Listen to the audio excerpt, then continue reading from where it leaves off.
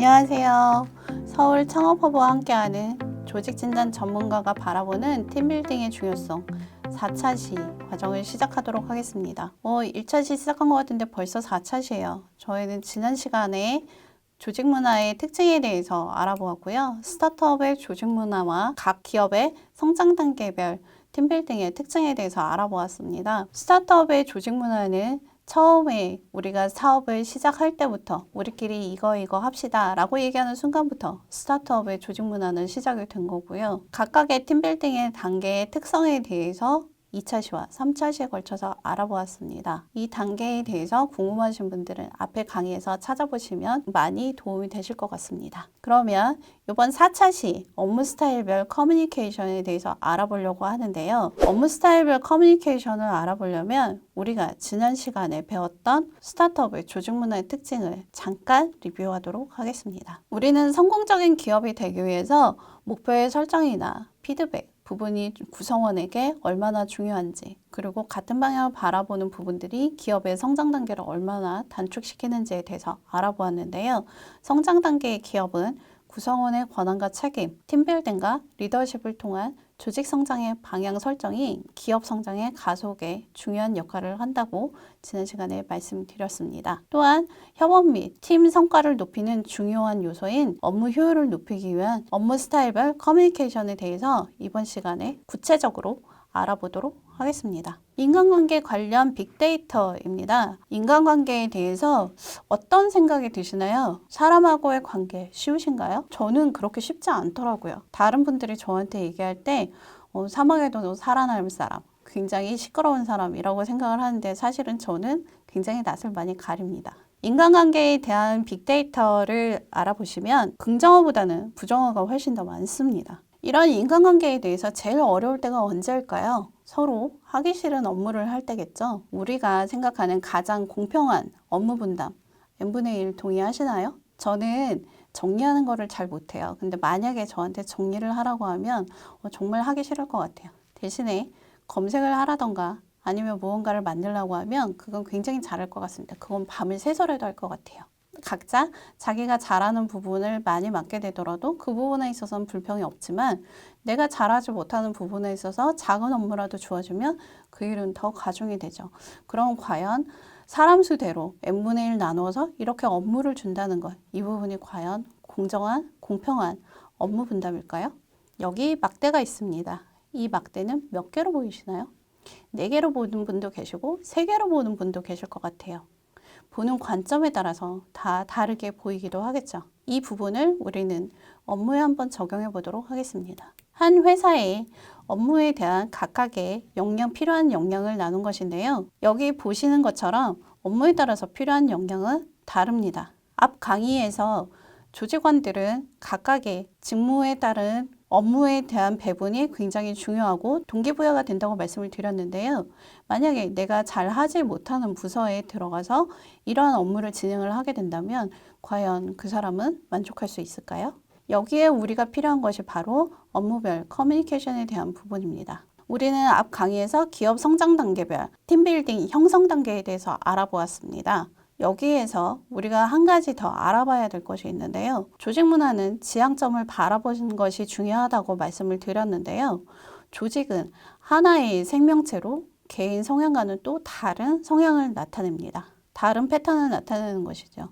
제가 지금 어떤 회사를 몇 년째 조직 문화에 대해서 지속적으로 코칭을 하고 있는 기업이 있는데요. 그 기업의 각각의 구성원들은 굉장히 변화를 좋아하고 다양한 업무에 있어서 시도를 좋아하는 그런 구성원들로 구성되어 있는 조직이었습니다. 그런데 이 조직의 특성은 굉장히 안정적이고 새로운 것을 시도하기 두려워하는 그런 조직입니다. 이러한 조직과 개인의 성향 중에서 이 조직은 어떻게 성장을 하는 것일까요?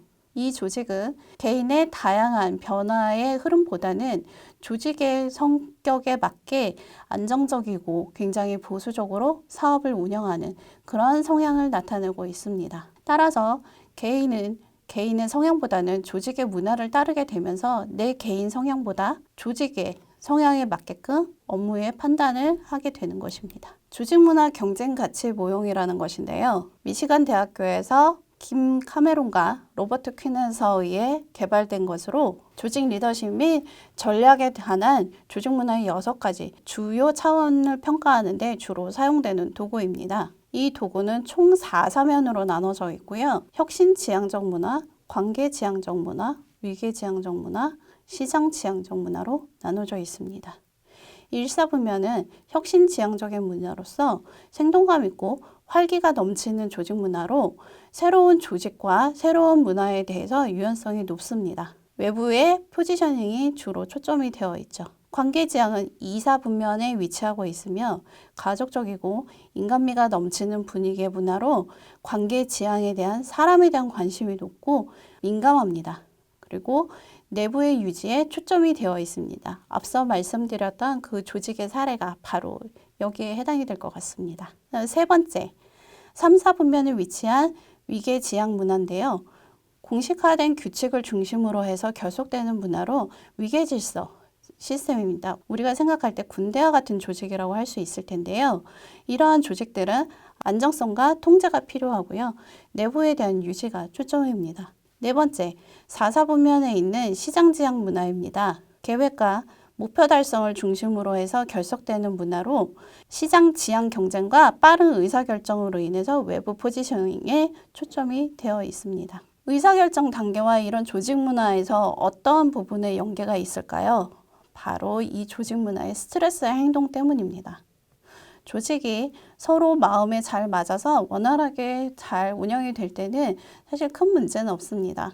하지만 이런 조직에 대해서 스트레스를 받을 경우에 나의 개인적인 성향과 부딪히면서 자연스럽게 조직은 이런 스트레스 행동들을 발행할 수밖에 없는 거겠죠. 이런 스트레스 행동들을 각각의 조직의 관점에서 다시 한번 보도록 하겠습니다. 외부 지향에서 외부에 초점을 맞춘 이런 혁신지향적인 부분, 그리고 외부의 변화에 유연했던 조직은 스트레스 행동에서는 시스템을 무시하고 고객의 요구를 무시하거나 자유 시스템적으로 진행을 하기 때문에 시스템 체계가 무너지는 그러한 상황, 그런 패턴들을 보이기도 합니다. 그 다음 두 번째, 관계지향적인 부분인데요. 가족적이고 온정적이지만 이런 부분들이 스트레스 행동으로 이어질 경우에는 온정주의와 권력과 파벌이 발생을 하게 됩니다. 당연히 목표 달성보다는 서로에 대한 보호와 책임 없는 자유가 더 강화가 되기도 하겠죠. 3사분면에 있는 위기지향은 조직의 시스템과 안정적인 체계를 지향하고 있습니다. 이러한 조직이 스트레스 상황에 되었을 때는 합리적인 체계를 상실하고 주객이 전도가 되며 구조가 파괴되고 기회를 오히려 악용하는 이런 상황들이 될 수도 있습니다. 시장 지향 조직 문화의 경우에는 시장에 유연하게 대처하는 부분의 스트레스 행동으로 반영이 될 때는 경쟁을 무시하고 무조건적으로 이기고자 하는 의지와 용기로 됩니다. 이러한 스트레스 행동은 조직이 가지고 있는 부분을 더 극한적으로 표시되는 그러한 행동 패턴으로 나온다고 생각하시면 이해하시기가 조금 쉬우실 것 같습니다. 이러한 조직에 대한 스트레스 행동은 사실은 그 CEO에 대한 신뢰에 대한 부분인데요. CEO가 우리를 잘 이끌어가고 CEO에 대한 신뢰가 있다면 조직에 대한 스트레스는 사실 크게 문제가 되지는 않을 것입니다. 따라서 이러한 업무에 대한 부분, 업무 스트레스에 관한 부분, 이런 부분들은 신뢰에 대한, CEO에 대한 신뢰가 굉장히 중요하게 작용을 하고 있고요. 이러한 CEO에 대한 신뢰는 정보 공유가 요구될 때 팀과 조직이 효과적으로 운영되기 위해서 상사에 대해서 신뢰를 하고 필수적으로 요구가 되는 그러한 필수 요소이기도 합니다. 이 신뢰를 얻기 위해서 우리가 가장 필요한 건 무엇일까요? 첫 번째, 소통입니다. 성공 조직을 위해서 필수 조건인 소통이죠. 신뢰를 얻기 위해서 소통은 굉장히 중요합니다. 성공 조직을 위한 필수 조건이죠.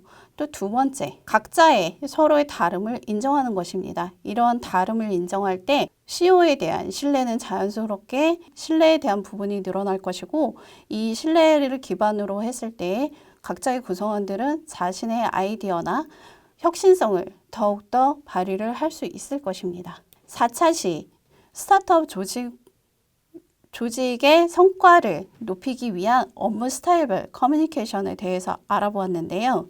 첫 번째, 업무에 따라서 필요한 역량은 각자 다르다. 두 번째, 조직 문화도 성향이 있으며 평상시에는 개인의 성향보다는 조직의 성향에 관한 부분들이 훨씬 더 많이 지배적으로 발휘를 한다. 그리고 세 번째, 이러한 갈등과 업무의 커뮤니케이션을 높이기 위해서 성공한 조직을 만들기 위한 소통과 개인의 다름을 인정해야 한다라고 요약할 수 있겠습니다. 이번 4차 시에서는 업무 스타일별 커뮤니케이션에 대해서 알아보았고요. 다음에 5차 시에서는 업무 효율을 높이기 위한 팀빌딩, 역량 활용법에 대해서 알아보도록 하겠습니다. 강의 들어주셔서 감사합니다.